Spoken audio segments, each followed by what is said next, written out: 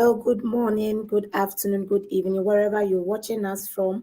We want to welcome you to today's episode of Sedat HR Digest, where we'll discuss relevant topics about people in organizations and help HR professionals to contribute to the bottom line and also manage the people they work with. Sedat HR Consult is brought to us by Sedat Consult. You can contact them on 0244 629245 0244 629245 for all your people and organizational needs, and also supported by Quick Fix Creatives. You can contact Quick Fix Creative on 055 209 0057 055 209 0057 for all your designing and printing needs. Once again, we want to apologize for the network issues we experienced last week, and so we are bringing back the same topic this week. Our guests are in the house, and this afternoon we are having two resource persons who are going to help us understand and know some of the things we need to do when we have to or when we want to terminate an employee, or when an employee also wants to end their working relationship with the employer.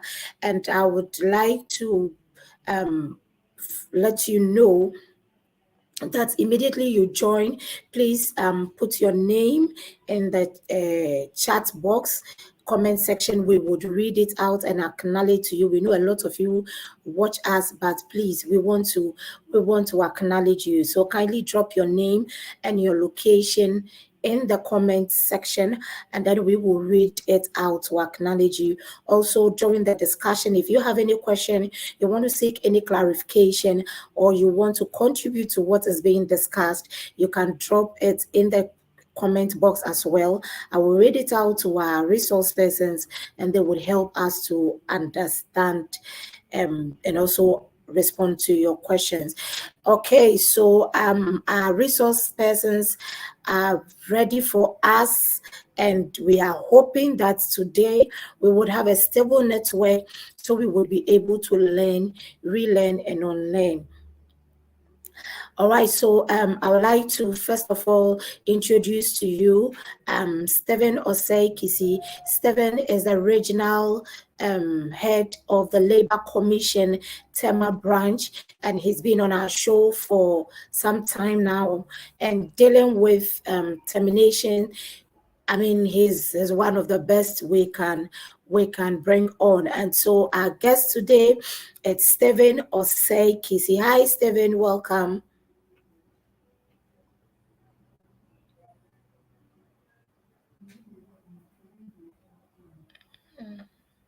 Right, so whilst we wait for Stephen to come on, I'd like to introduce our second guest.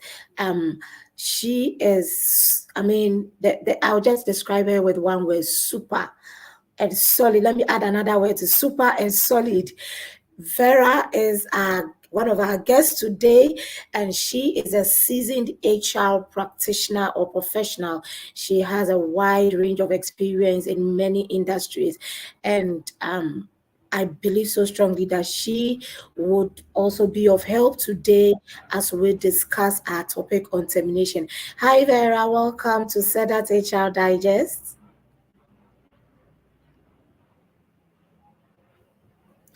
Vera, you are muted. Can you please unmute for us? Sorry about that. Hi, Pat, and hi to all your audience. Thank you so much for that wonderful introduction, and I look forward to this moment. Thank you. We can hear our co-guest. Please give him some time to respond to us. Okay, so Francisca Sefako says that. Okay, thank you, Francisca, for joining us. Stephen, thank you for joining us from Koforidia. Ejewa, thank you for joining us from Cape Coast. Monty says, hello, great to have this session. As promised, thank you. At Sedat HR Digest, we always deliver on our promise. And thank you all for joining. All those who have joined via LinkedIn, via Facebook, via YouTube, thank you so much. And if today is the first time you are listening or watching Sedat HR Digest, we promise you there's a lot to learn here. And so please share the link with your friends and loved ones. Let them also contribute and learn as well. Thank you so much. All right, so we have Stephen back. Okay, so we want to start. We have just some few minutes and want to make sure that we exhaust everything that we need to discuss today. By way of introduction, I would like Stephen to take us through what termination is. Last week, he mentioned some few things, but because of the network, we didn't hear him well. And so we'd like Stephen to take us through again by way of starting. What is termination? When we say termination, what does it mean from both the employer and the employee's perspective?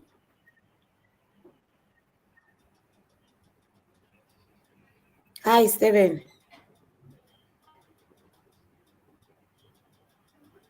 Stephen, can you hear me? Hello? Yes, I can hear you. Can you hear me? Can you hear me? Yes, I can.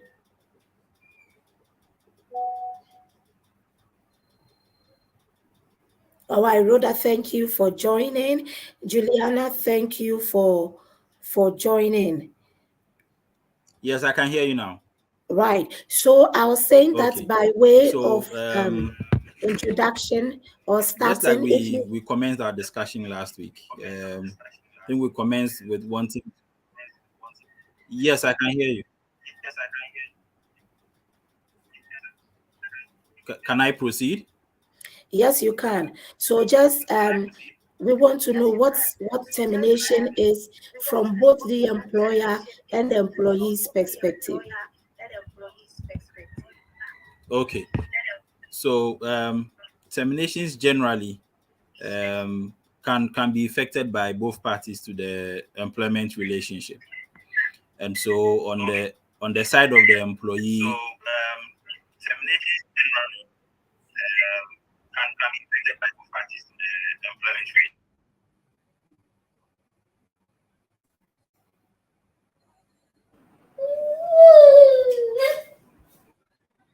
Hi, Stephen. Vera, can you take that for us while Stephen Right, fixing? right, right. Okay. So basically, like Stephen started off rightly, termination is a form of separation, I would say.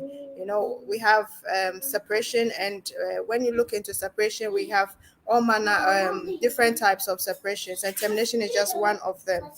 And usually, it can be started.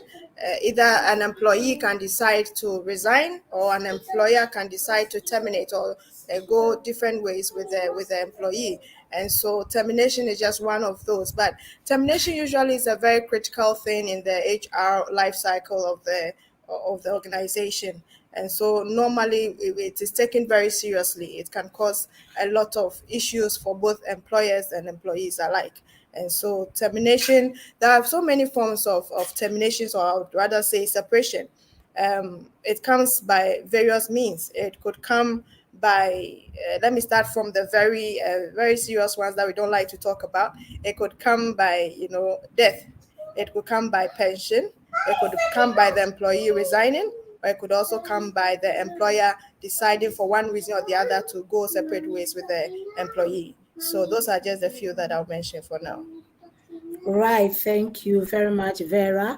So, if you are listening to us, you just have to know that termination can come in various forms, or separation can come in various forms. It's either the employee decides that I have gotten another place, or I'm tired, I don't want to work with you again, or the employer saying that, right, I don't have enough, I have to shut down. My operation cost is going up and all that, and so they decide to end the relationship. Or if the employee dies, and then the last one is if the employee decides to or not decide, but if the employee is not well and based on his or her sickness, the doctor certifies that the person is unable to work again, that can also end the employment relationship that we have. So last week we had a lot of people asking questions around termination during probation, and we want to respond to those questions before we move on. So the first person says that, how can you treat termination during probation, especially when an employee has to take a critical decision of leaving his or her previous organization? All right, awesome. Since Stephen is not here, I'll attempt that. Basically, taking a decision is a risk in whichever way you look at it. So it doesn't matter whether the person had to take a very, a risk to move to your organization or not. What matters is what are the laid down rules and regulations or policy that bothers on the relationship with that employee. So usually when it is a probationary period, that is a period when you are getting to know the employee is getting to know the employer, the environment, the culture, and so on and so forth. And so it's a matter of policy and it's a matter of provision. Um, During the probation period, usually the most people do would say that during probation will give you 2 weeks notice, but usually there's even no notice period around that time. You can terminate without notice, but it has to be that the person has not performed. Okay, so you're observing the performance of the employee, and so there is an assessment that is done at the end of the period, and it's an understanding between the two parties. So if at the end of the period the person has not performed, or something comes up by way of a background check that necessitates that the separation must happen, then the employer is free to go ahead with that termination, and there shouldn't be any challenge. Most of the time, if the challenge arises and it goes, let's say you have to land in a labor court or anywhere, most of the things that will come up is what is the precedent, what is the content of the policy or the employment contract. So we need to be sure that our policies are on point, our contracts have all the provisions that are necessary to guide the process and also to protect both the employer and the employee, in times like that. So with probationary period, I would say usually it's much safer at that point, especially once you are sure that there is fairness in the procedure and that you have treated the employee fairly. Oh, once you are sure that there is fairness in the procedure and the employee is treated fairly, you can go ahead and terminate during probation if the worker is not performing up to standard or is underperforming. And so, Vera, before the probation period ends, and an employer decides that I can't even wait for this person to go through the 3 months probation or 6 months probation. I just want to end the whole relationship before the time that we have stated that we are assessing the person. Can the employer go ahead and terminate? And if the employer would have to do that, is there any notice that have to be given? Okay, so like I previously said, usually within this premise that you're assessing the person, there must be some form of documentation that you probably are using. So you're assessing the person. I recently had a very similar experience where the person was in their second month of probation, but the HOD at the time insisted that it's not from the way the person even set off to start with. They always say that first impressions are lasting. So even from the Absolutely. setting off of the person and having observed them for the next 2 months, they realize that he is just not a cultural fit. What could have happened? Probably it could have been that it was a case of a bad recruitment. Yes, it could happen. But then this is a case the person has come in, and it is very obvious that the person, even if the person were to stay to the end of the probation, there was no chance that the employer was going to confirm him or her. So what would you do? We start with the person, explain to the person, we give a month notice. We gave a month's notice, which meant that at the end of the person's probation, the person was not going to be confirmed, and that is fair, and that will not should not bring any problem at all. So some organization will give you 2 weeks notice even before, because by the second month, the HOD or whoever it is, the line manager should be getting ready to bring in an assessment on that person. And if there was the need, there could have been an extension, but this was a case where they realized that the cultural fit was bad and the person was not forthcoming no matter what they did, so it had to be ended. So we gave a month notice. Other places they might probably give 2 weeks notice, which will be closer to the probation period, and that should end the employment relationship. Right. Thank you, Vera. So let me ask you this. At what point would we say that this termination is fair and this one is not fair? So fair and then unfair termination. Right. So I'm sure that if Stephen successfully joins us, he will give us those percentages, which I am usually very, very interested in. That most of the cases that go to the labor commission probably represents, this is just guesswork on top of my head, maybe 60 to 70% of the issues that come up. And so when we talk about unfair termination, we are talking about probably you just decide that I don't want to work with you again without any proper reason, and you don't also have any documentation to prove or to show that the person has misconducted themselves or done anything of the sort that warrants you to let them go. Now, if you don't have anything of that sort and you go to the commission, you didn't say anything to that person, but when you get to the commission, you should be ready with evidence. You should be ready with a reason. We hear many employers go like, oh, we can say this, we can just tell him to go without, and we give a month notice. It doesn't work like that, because if that authority was given, then it will be a lot of chaos. A lot of people will just be firing left, center, right without any cause, and that should be fine. But you need to have enough evidence that the person must have misconducted themselves, or you have noticed that the person is not performing. You have trained and trained again, because the law requires that you train again and retrain. And until you can prove that you have done all of that, the person cannot perform. You cannot even use the provision of underperformance to release that person from their duty. But and so having your documentation in place, having your policy in place is critical to make sure that you have done a fair termination. And most organizations also do not even have a disciplinary procedure.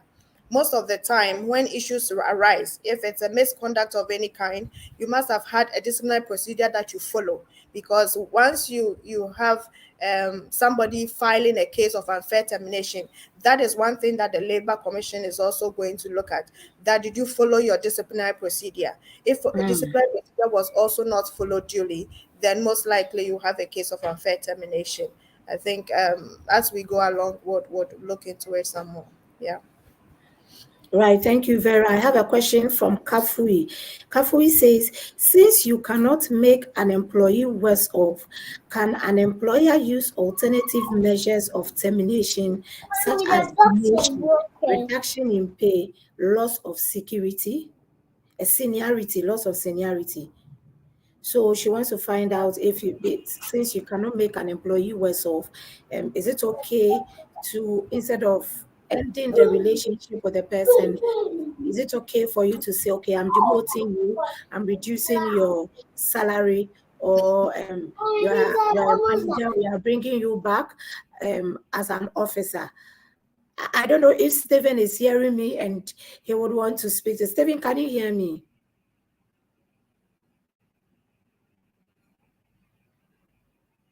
Can you Okay, hear while we me? wait for Stephen to get on, Stephen, are we good?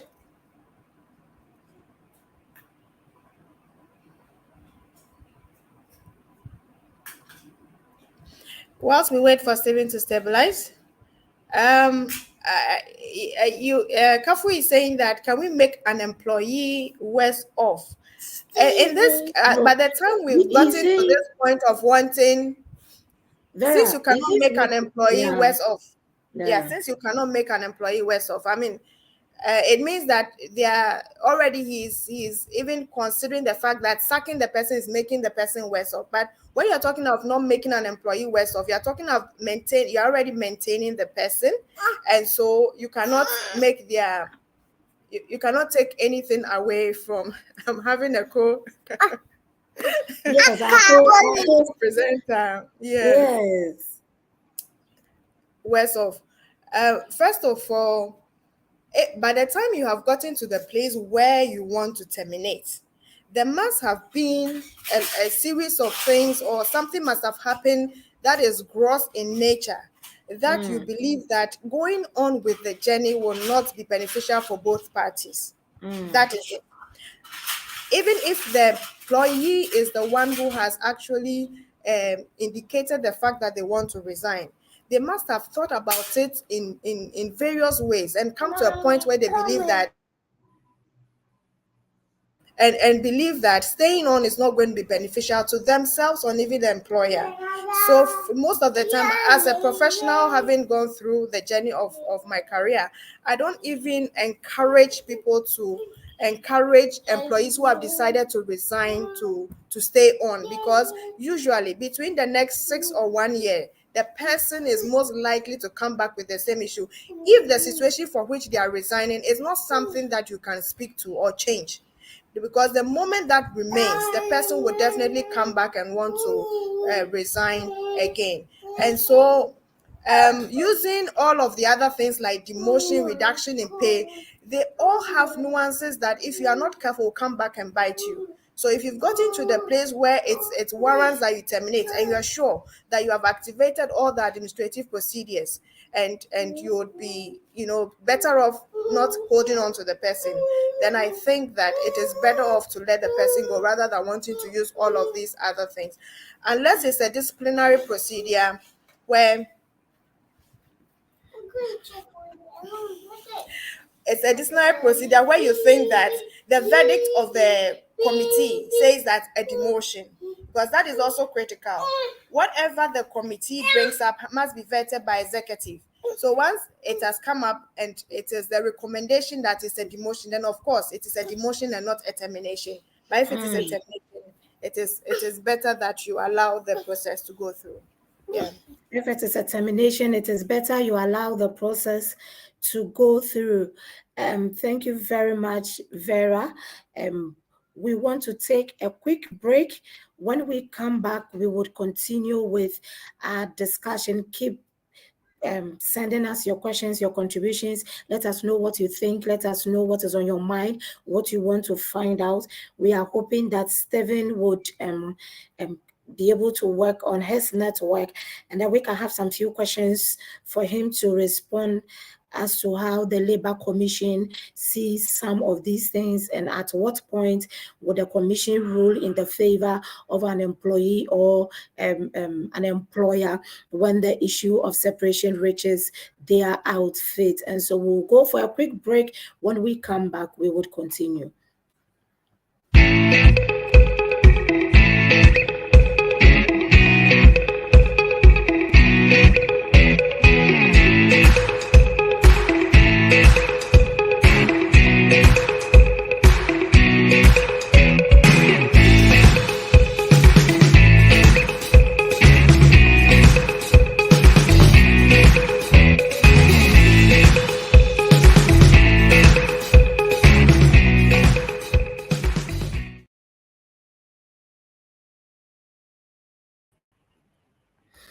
Hello, welcome back from the break. This is Sedat HR Digest, brought to us by Sedat Consult and Quick Fix Creatives. You can contact Sedat Consult on 0244 629245, 0244 629245 for all your HR and organizational needs.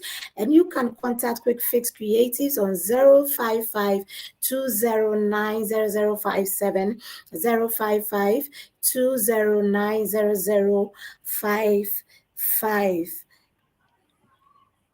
Right, so we want to well, we are continuing with our discussion. Before we left, we're looking at or responding to a question on if you do not want to make an employee worse off, can you demote the person? Can you reduce the person's salary, or can you let the person lose his or her seniority? And Vera has advised that if there is a need for us to terminate, let's not worry ourselves with all these things, because one day it can come up to bite you. And so just make sure that the administrative processes are right.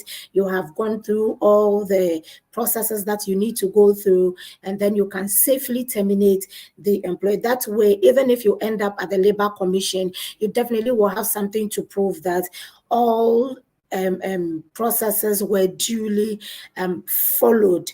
Right. Mandy said, thank you for the feedback on termination during probation. Follow-up question. Which letter is more appropriate? Termination of appointment or non-confirmation of appointment, Vera? So if you want to end the relationship, you want to terminate or separate during probation, which letter is more, or I'm sure she wants to refer to the headings you give to the letter. Should it be termination of appointment or non-confirmation of appointment? Right. Okay. So, it is. I would say that it's an end of probation. So to be on the safer side, you just give an end of probation. So in the body of the letter, then you can explain why the end of probation cannot be confirmed, or and you can actually put the non-confirmation of appointment as well. That is okay. You cannot confirm the person, so it's okay to use either, but not termination, because once you give termination, it means that you are ready to compensate, and the body of the letters most of the time speaks more to the heading. So it doesn't matter even the heading you use. The body of the letter is more critical when it comes to explaining, as much as you Mm, cannot use dismissal, because dismissal has its own connotation, and the body of the letter also adds more volume to to the so there are nuances to all these things. Both the header and the content of the letter should be speaking to one thing. You can't use one header and then be talking about different thing in the body of the letter. So both must mm. go together. Yeah. So non-confirmation of appointment, it's fine. um End of probation, it's fine as it is. Yeah. Non-confirmation is fine. End of probation is fine. So Vera, take us through what are the processes that one needs to go through or follow to separate or end the employment relationship. What processes are there to be followed? Okay, so like I said previously, depending on the reason for termination, let's assume that it's a matter of gross misconduct and it is bothered on what example would I use? I don't want to use theft, because as for theft, we all know that outright it's okay. I want to use something, an example that is more appropriate for us to go through the processes. So it could be a matter of insubordination. Let's talk about insubordination. There's an insubordination. If it happened once, you can't just decide that I'm terminating you. So there are processes that must be followed.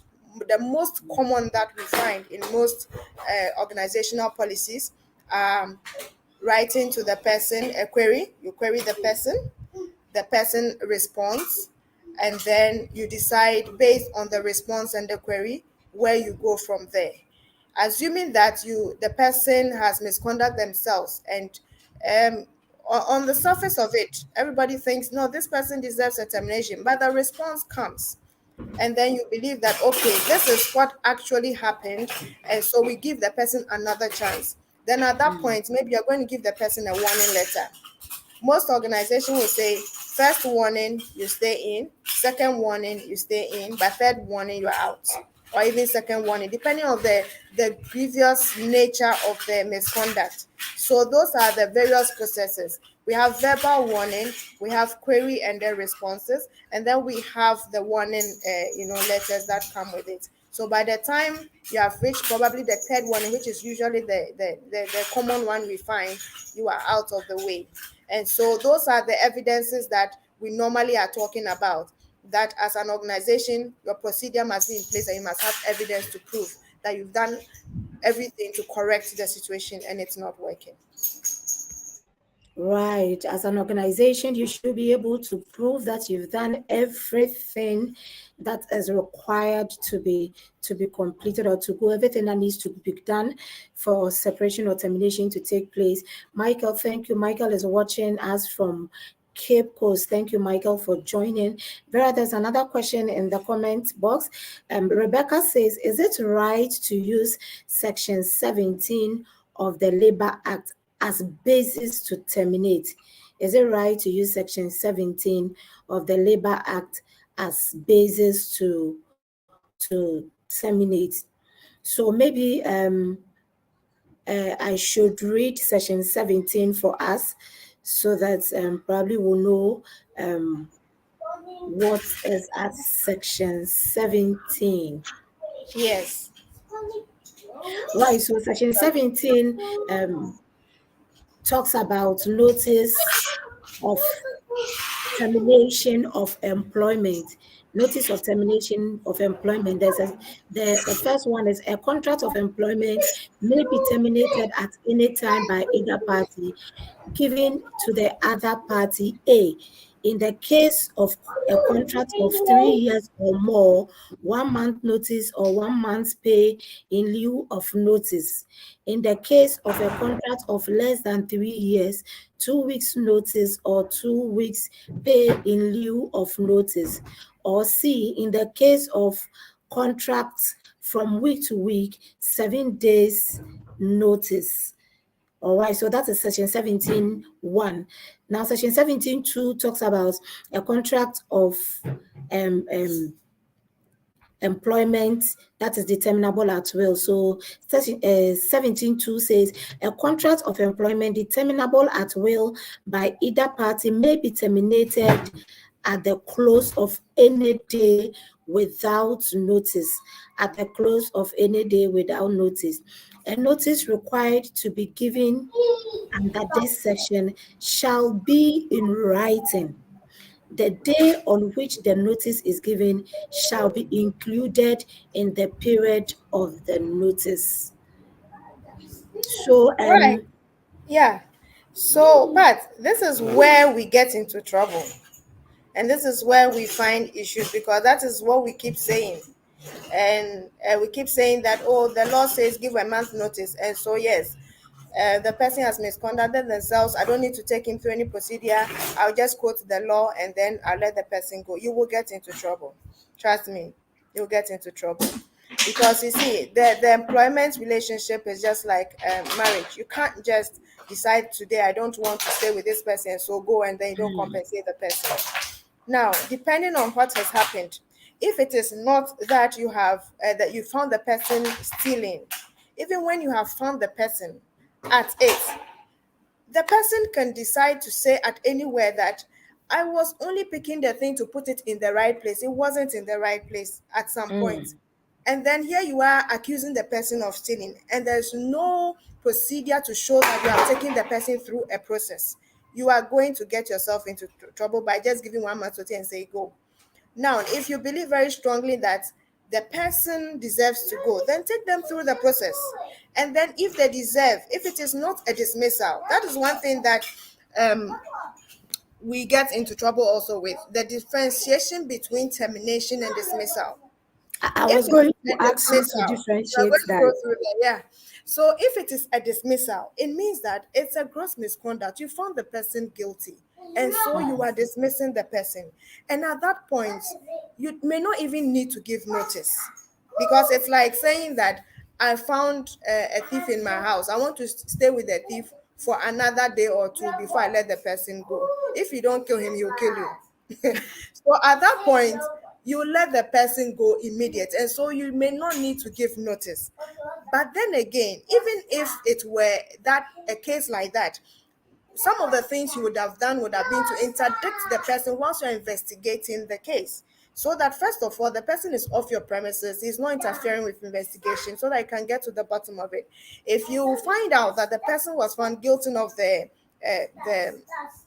case, then you can at that point comfortably, even though he's been interdicted, dismiss him and then be free. During interdiction, usually you are required to give the person half salary. And normally interdictions, if you it shouldn't go beyond, I think it's 6 months or 6 months, or yeah, yeah, 6 months, 6 months. right? Yeah, it shouldn't go beyond that. So within that period, you have all the time to do your investigation and do the right thing. But if it is termination, the moment you're using termination as your basis, then it means that you are separating from the person, but you must compensate the person. And there are so many ways of compensation. Some people, which is not really advised, have entrenched probably in their policies that if you are, or their collective agreement, that if we terminate you, we are going to give you ABC. But usually the law requires that it would have been a negotiated position depending on what the situation is, why the person is going. So if you don't have it entrenched, then you have to be activate a negotiation and say that we are paying you, let's say, a month for the number of years you work, 2 months, some will do 15 days, whatever it is, but it's a negotiated position and you must compensate the person. So the situation of just saying that we've given you a month notice and so we pay you a month notice, pay you your leave and then you go, does not always augur well for the employer and even the employee, because you might end up in a battle at the labor court. You might end up at the battle in the labor court. Yeah. Right, thank you, Vera. Now, talking about your final point where um, you mentioned that during termination, the employer, when you mention termination, you need to compensate. A lot of people bring in the compensation when the separation is centered on redundancy. The compensation part, so they'll tell you, okay, we are closing down this, or your role is redundant, and for that master you need to go. So that is where they come in to tell you that, okay, we are giving you 1 month salary for every year served, or half salary for every year served, and then Right. they let go. But I noticed that there are some Yeah. employees that would want you to, in terms of termination, compensate them with their entitlement and not their end entitlement. Can you help us understand, if an employee is being terminated, are you going to give the person any compensation that has been earned, or compensations that are entitled? I don't know if I'm I'm not getting sure it. if I'm clear. I'm clear with your question. So maybe you want to come Okay, so again. let me give a typical example. For instance, you have let's say employee you are terminating. The person probably has 15 days, or let's say 20 days leave with you for the whole year.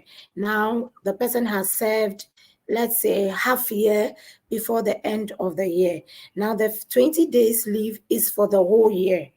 So then, living in the middle of the year, we assume that the person has not spent the whole year with you. So the leave days have to be prorated. And because the person probably had not taken the end leave, because the 20 days is the entitled leave, but the end leave is for the first half.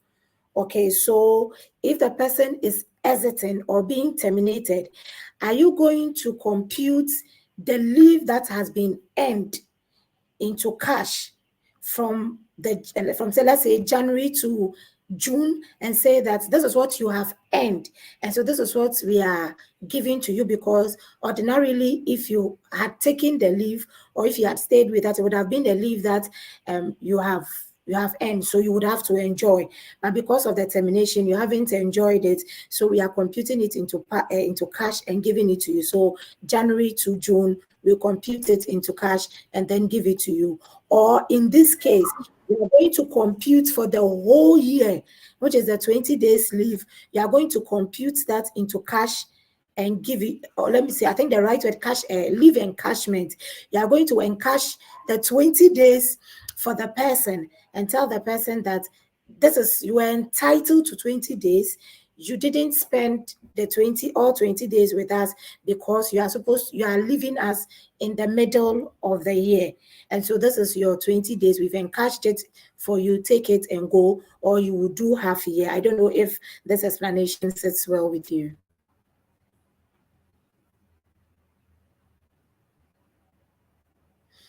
Vera, you are muted. All right. So leave days are end. When we start the year, as much as we have said that, Pat, you are entitled to 20 days. Vera is entitled to 25 days, whatever the reasons are. Doesn't mean that when you decide to live in the middle of the year, I'm sorry about that, in the middle of the year, you are Oh, going don't to worry, take all we the leave days. understand. Yeah, yeah. So once you decide to leave before the year ends, by which time most likely you would have earned the full leave, okay? We will prorate the leave days and calculate and pay to you. I'm sorry. I'm sorry. Yes, would prorate and pay to you. And I think just a few days ago, I was actually discussing this with some co-workers. You see, when we have people run different kinds of leave, okay, others will say that let's tie it to the life cycle of the employee. But for me, the life cycle becomes very complicated. But when you're doing it within the year, it means that if I joined in the middle of let's say I joined in July, okay, then it means that my leave is prorated to the end of December, and I take Mhm. my leave as it is, and then it ends there, let's say in 2022. Now we are in 2023. We have opened a new chapter altogether, and then I begin to accrue my leave. So if you are entitled to 15 days of leave and then you are leaving before the year ends, it means that you wouldn't have earned all the leave. We'll prorate it and pay you up to the point where you are leaving. That is how Mm. usually it is done. I hope I've answered the question Yes, yes. well. We have another question here for you. Monday said, thank you too.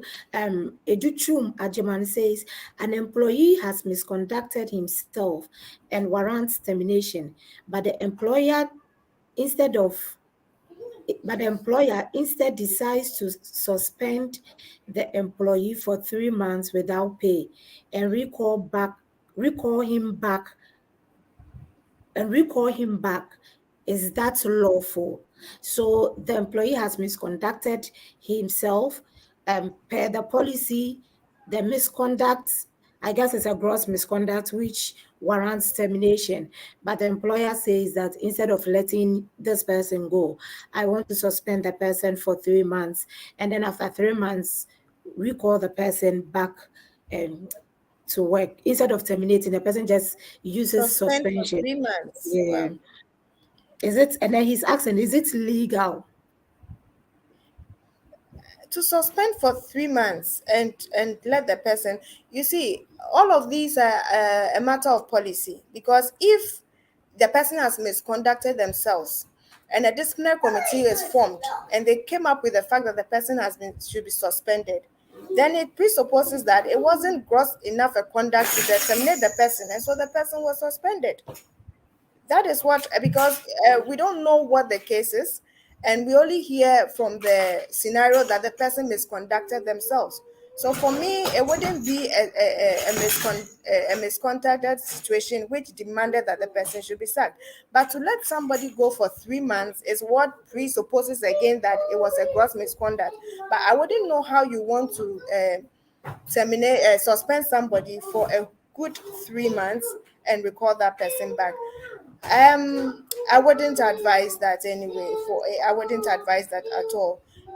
Most suspensions, I think the law is not like very firm on that situation, but I know that beyond even 4 weeks, It's a problem to suspend somebody for 3 months. You must as well let the person go home. Yeah. You must as well let the person go home. Daniel says that following insightful. Thank you, Daniel. Rosa says period of termination does not exceed 3 months. Period of interdiction, sorry, period of interdiction does not exceed 3 months. I think the the let me say, I don't know whether it's renewal or maybe, for instance, during the 3 months, they may not be able to finish up with whatever investigation that they need to do. So the maximum, I mean, your limit, I believe, is between your first and your second. But that is well noted. We would look into this and confirm, because over here we are learning, relearning, and unlearning. So if any other person has can confirm this for us.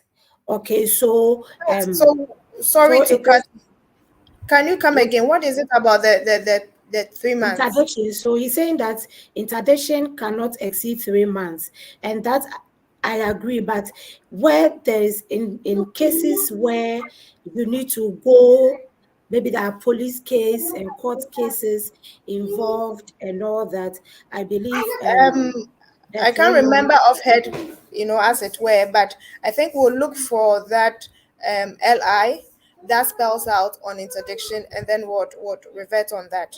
But there is a whole section on interdiction, Yeah, so we'll look at that and refer.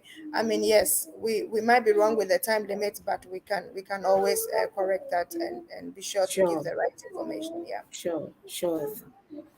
yeah. Okay, so Rosa says period of interdiction can travel after 3 months, where police courts is involved.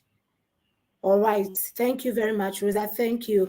So I guess we would also look at it and then come back so we can all be well informed about the exact the exact period. All right, Adam says usually 2 weeks for some companies. I don't know which one you are referring to. If you can come back, I'll be very, very grateful.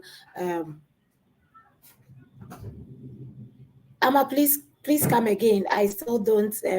Are you referring to the termination we are discussing, the interdiction?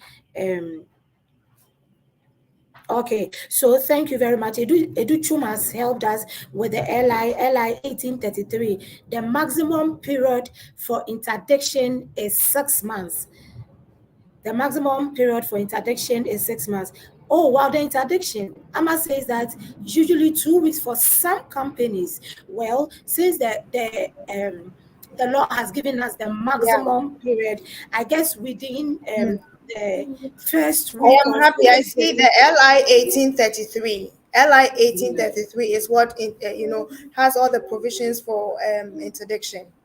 yeah. So when you go to LI 1833, yes, you would have that for the 6 months. It's clearly written there. Why? Thank you, I think most of Adnan. us just stick to the Labor Act, but there are other LIs that, as HR professionals, we need to read in tandem with the Labor Yeah, Act.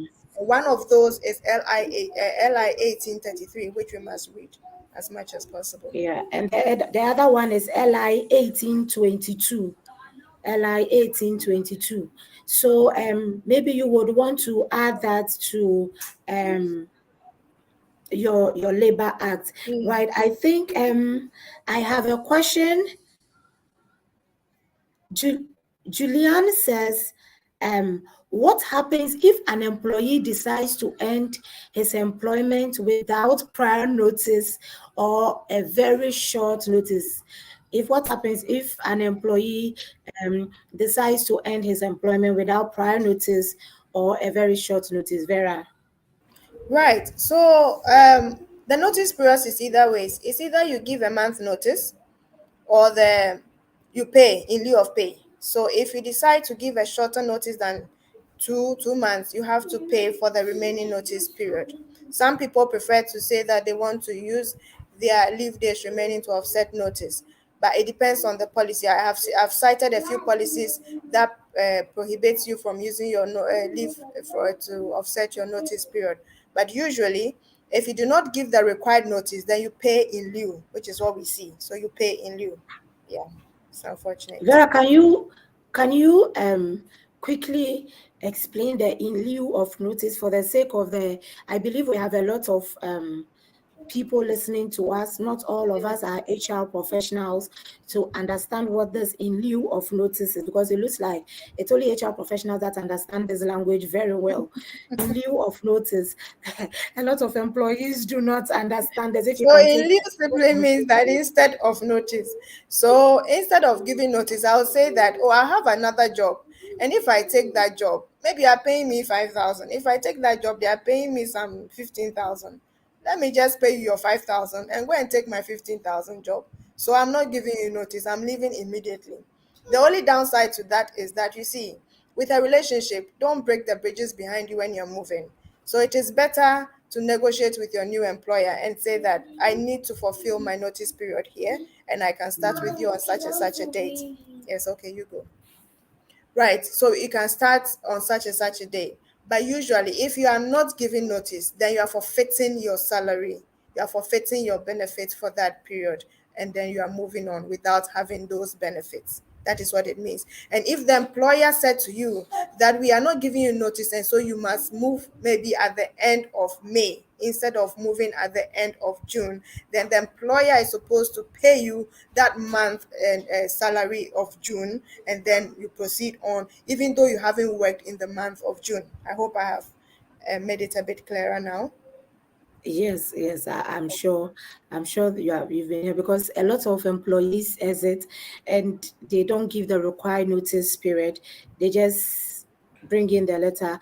I want to end my employment relationship effective. Then they will give their effective date, Yeah. effective this, and then they will leave without any notice. And as for the drivers, they won't tell you anything. The next morning, when you are ready, waiting for them to pick you, they give you a call and tell you that I won't work with you again. That's all. And Yes. and that is it. So Yes. I'm happy you've explained this so that we will Most understand that. people do not understand the notice period. So what I realize, others also understand it, but wanting to outwit the system, they wait when you pay them the last day, the next day, they put in the letter and they said Yeah. the notice period, they have served it and they are gone. I've had a few cases where they really and genuinely didn't understand what the notice period meant. And so it Mm. meant that maybe education was not, didn't go down too well. And so people do not understand some of these things. So that is why I believe that it is important, once you get a hint of an employee wanting to leave, you can engage them so they understand the terms of their leaving, so that everybody does the right thing before the separation happens. Yeah. All right, thank you very much. Vera Kwame says that there's a difference between termination for cause, which will require that the termination is based stated mis the combination is based stated misconduct, and termination without cause, which either is free to do so as far as notice is served. I didn't really get it. Pat, let me There's come a in. Don't worry yourself. That is what I said that gets us into a lot of trouble. We terminate for cause, we don't terminate for cause. You see, you can terminate for cause and you can decide not to terminate for cause. But the thing is that just get ready. When the employee goes to the court or goes to labor commission, you should be ready to defend the fact that you terminated for this cause or you terminated not for cause. And if you didn't terminate for cause, um what is the reason why you are letting the person go? In that case, did you just let the person go, or you did the right thing by law, or you did the right thing by, I want to use the reasonability of it? How did you handle the person? So all of this by for cause and not for cause has caused a lot of troubles for the HR and the employer, because they simply think coming, okay, they simply believe that you can just say that we are terminating you, we don't want to work with you, so you go. That is not for cause. There's nothing, you've not done anything, but we just don't want to work with you. That is fine. But what I would advise is that be ready to defend that position when the situation arises. And that is where we have issues. All right, thank you. Juliana, I want to read your question. Okay, I get Juliana. I'll come to you. Before I read Juliana's question, which is a follow-up to what we are discussing, and then after that, I'll take Zachary's question, and we will end with that for today. We want to remind you that we have an upcoming training on HR analytics and HR analytics workshop. As an HR person, you should be able to play around numbers, work with numbers, and make informed decision based on data and facts and not emotions and your intuitions. So you, of course, all those things, but let your data be solid. That is what will help you at the boardroom. You want to be in the boardroom, you need data to help you. You need to know your numbers, know your figures, know how to play with data. And that is why our finance people and the marketers and the sales people will go present their figures and make informed decisions out of their data, and they get what they want. But we go and we are not able to get what we want because all our presentation is based on emotions and incentives and assumptions. I think come participate in this HR analytics training so you'll be able to make decisions based on the data that is available to you as an HR person. Come and learn how to develop HR dashboard. Come and learn how to study or develop or work with pivot tables. And I mean, there are a whole lot of things that goes on there. I have personally participated in this training before, and it's been so helpful, so helpful. And so please, from 23rd to 25th of June, we would be having this training. It's going to be an online session, and we'll share the flyers on all our social media handles, and I believe technical team will also drop it in the comment box so that you can register. It's online. You don't need to be there in person. Wherever you are, you can register and then learn. It's a 3 days training, very practical. It will help you, and after that we would support you with after training support. So the resource person will be there, will be available to help you build your own thing or understand it's deeper when the training is done. So please register, share the information with your friends, with your loved ones. Let all of them come on board, and then let's learn. It is very important to make informed decisions out of data. All right, so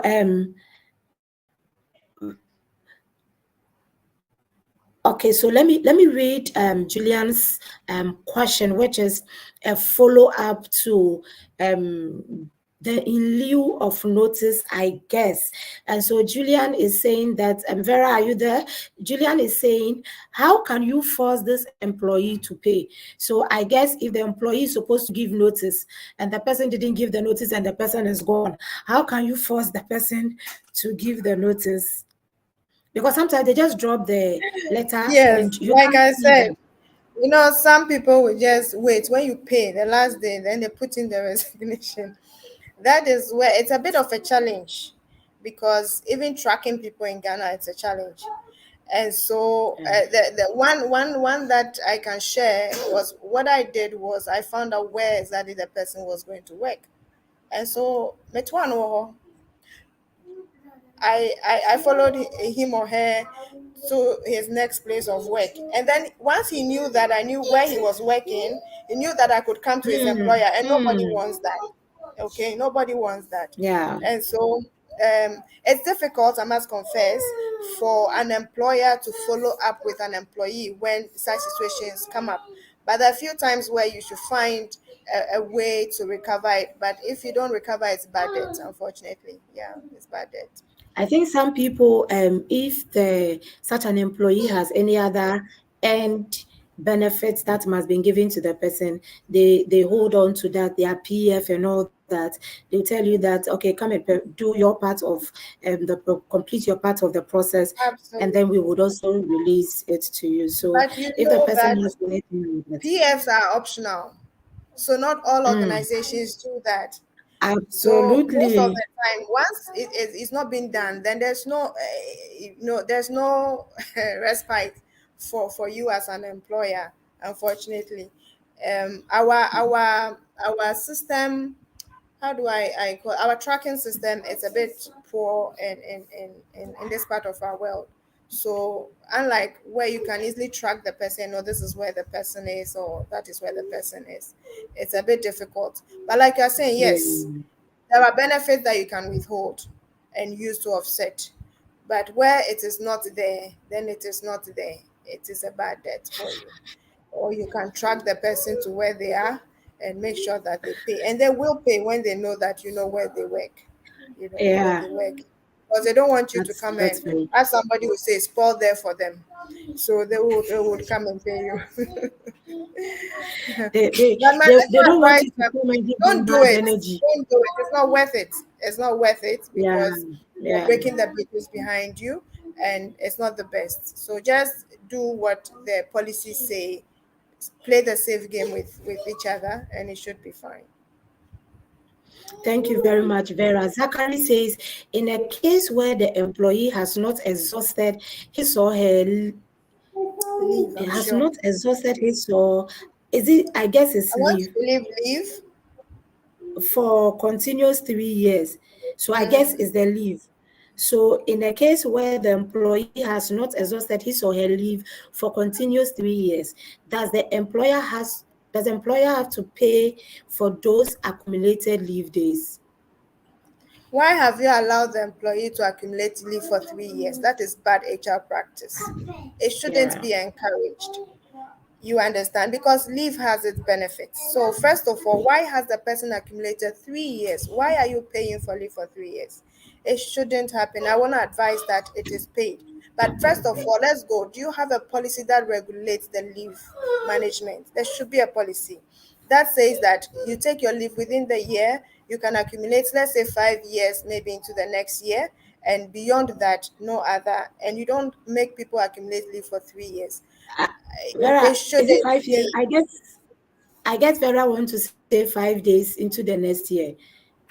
We 5 days, had yes, five 5 days. years. 5 days, sorry. 5 days.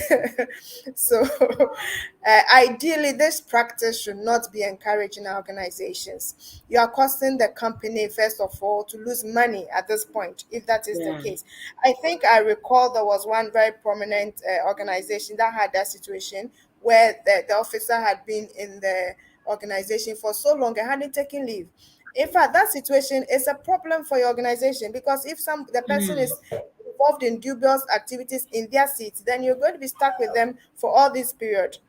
You're not going to be able to unearth the fact that something is not being done right within their capacity as workers for your organization. So, as HR practitioners, as business owners, let's not encourage people not to go on leave. Beyond that, when they do not go on leave, this is what happens. There is productivity is affected. You might not be able to measure it, as it were, if you don't take pragmatic steps. But don't encourage people to stay on, because it affects a lot of things, and these are some of the things that, as HR practitioners, we should be able to measure and bring to the notice of our business owners, so that they Mm. can allow us to promote policies that will save them in terms of money, in terms of output, and a lot more. So this situation, first of all, shouldn't even arise. But if it has arisen at that point, I I I really don't know what to advise this organization, but you cannot pay for 3 years, because if you don't have a policy, then I don't know. If you don't have a policy, then it means that probably might have to pay, but Yeah. it's a bad case. It's a bad case. Wow. If you don't have a policy, it is likely to be a bad case. But Bad. again, if there is no policy that tells what should be done and what should not be done, and there's no policy on leave accumulation, you may be forced to pay because it will look it is an earned leave. The person was entitled to it. You didn't ask the person to go. The person too didn't go, and you allowed the person to work. So probably it's either a bad case or you'll be allowed to pay. Either of the two is likely to I happen. think they should negotiate and come to a middle ground. Oh Um, my. it's a bad case, Right, if right, you ask right. me. So our time is up. We want to take our last question, and this is coming from Amma Adams. Amma says that what are the appropriate conditions surrounding discipline and employment termination during pregnancy? Mm, A pregnant person is not a disabled pregnancy. person or a sick person. So whatever the disciplinary situation is in the organization applies to the pregnant person. Yeah. Can you hear me? Yes, we can hear you, Vera. Right. So what I'm saying is that pregnant or not pregnant, whatever the disciplinary policy dictates, that is what you apply. So the fact that the person is pregnant doesn't change the disciplinary condition that you apply to the person. Mm, It doesn't change it. Or it unless I'm doesn't not change it. understanding the question. I guess that is what we have, the answer. That is it. Because a pregnant person is not a sick person. There's no support unless the person has complications during the pregnancy and all that. Or unless probably you And are what is terminating important, it. not to cut you, sorry, Pat, Oh, sure, that's fine. unless you are insinuating that maybe the disciplinary procedure is being activated because the person is pregnant, then that is a problem. But if the disciplinary procedure, by all fairness, is not being activated just because of the person is pregnant, then there's no issue. If there is sincerely a case why a disciplinary action should be activated, it is the same for everyone, pregnant Mm, or not. That is what yeah. I would say. Same Can for you hear everyone, me pregnant or not. or not? Yes.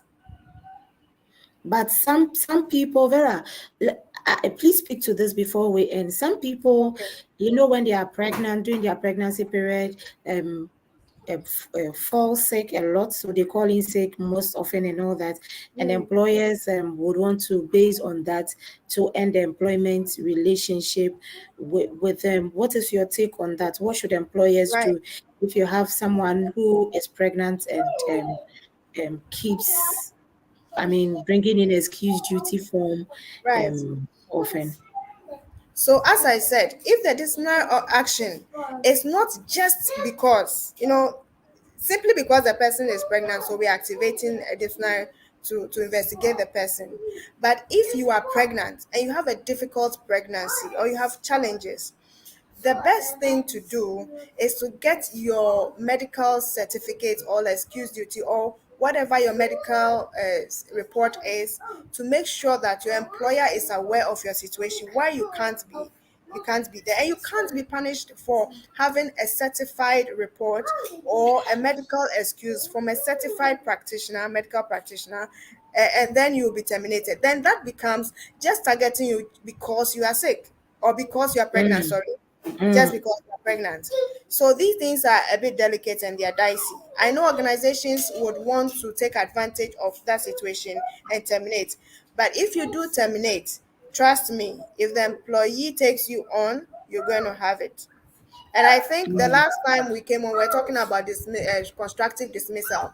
If you Yes. look at a pregnant employee and then you make life difficult for them, whereas previously you were not doing that, and Mm. then they even resign by themselves, trust me, they can bring a case of constructive dismissal against you after they have delivered. So let's beware how we handle people when they get into challenging situations. Right. So I just saw a question that got me to open my mouth. And so it's in relation to what we are talking about. Amma says some employers do not want employees to go on maternity leave, and so they try to find ways to exit them.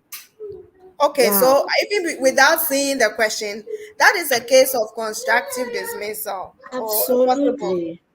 So if you make it difficult for the person to work or to even enjoy what is entitled to to them, and they feel frustrated and they leave, most people may not know this, and so they may just go away frustrated and go and stay there somewhere. But usually, if they came to talk to me, okay, they come and talk to me, and then it is clear that it was a case of a constructive dismissal. Yeah, they they put impediments in your way. They made life so uncomfortable for you, so that you had to resign even by yourself. You can possibly file for a case of constructive dismissal, and you're possible to win that case, and it won't be good for the employer. So when people have situations, let's make accommodation for them. Let's create situations where people can thrive and work, and they'll give off their best. Okay, so let's not make it difficult for employees to give off their best and also be safe in their health and with their families and all of that. Yeah, basically. Right. So Michael says that, let me read Michael. So Michael said, won't it be good for employers to ensure that their sensitive employees have police reports to ensure that it makes it easy to track employees when they unceremoniously or without notice terminate their employment with the employer? And then it says again, as much as possible, employers must ensure they have credible information on where their employees live. All right, thank you very much, Michael. And Yeah. all right, so let's respond to Ahmed's last question and then we are off. Ahmed says that can employer issue a query to a pregnant employee for not disclosing their pregnancy? Why would you do that? Pregnancies, even in this part of our world, people prefer to be quiet on it for the first 3 months or so for various reasons. So, Yeah. as far as it is not interfering with their delivery, I don't see why you'd want to issue a query. So it's not worth it. It's not worth it. You are actually issuing a query to that person. Is actually activating a mental health situation, and that's a whole thing we can talk about. So you don't want to put your workers in a situation where they have, emotional issues and mental imbalances, which will affect productivity. So if the person is delivering, and in this part of our we say saying you will see it anyway. So as far as the person it is delivering, what is your is there, there's no reason why the person has not disclosed. You should query them. It's not right to start with. It's not right to start with, especially if it is not interfering with the person's work or what the person is doing. Ah, Amma says we are going to court.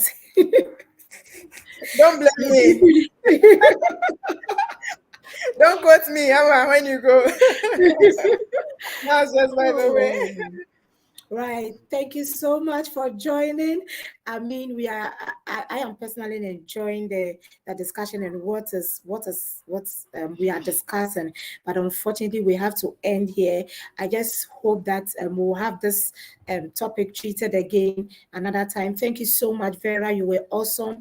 I mean, the responses were spot on, very insightful, and thank you very much for um asking questions and clarification and giving us your contribution to the topic on termination. We hope to bring this back again and get ready. We will be having the Q&A session, so probably you can put your questions down for our next Q&A. Amma says, thank you, brilliant ladies. Thank you, Amma. You are awesome as well. Rahel says, I love the topic. God bless you. God bless you too. Amma says, this is the case of an HR manager versus a CEO. Oh, wow. And as a HR, the case you have won, oh, because you have the laws and the regulations with you. But I mean, like Vera said, that's not a good practice. Thank you so much. All our viewers on LinkedIn, Facebook, YouTube, thank you so much. We really appreciate you. We are learning, relearning, and unlearning. And this is the platform where a lot of things happen. I mean, we discuss various things that helps you to grow as an HR person, helps you to manage your organization as a CEO, help you to, if you're a leader, I mean, this is the best platform you would want to be. If you're an HR that you have now begun your journey, this place is the best place for you. I mean, get in touch, sign on, log in, listen to us. After the program, we will share the link. You can go back and play, listen to it. And trust me, I believe your journey will be very smooth. And we want to say a very big thank you to our sponsors, Sedat Consult and Quick Fix Creative. You can contact them for all your HR needs and organizational matters. That is Sedat Consult and Quick Fix Creative for all your designing and printing needs. This is HR Sedat HR Digest, and we would love to see you again next week. Next week, we are bringing your way with another interesting and amazing resource persons. Thank you and see you next week. Bye.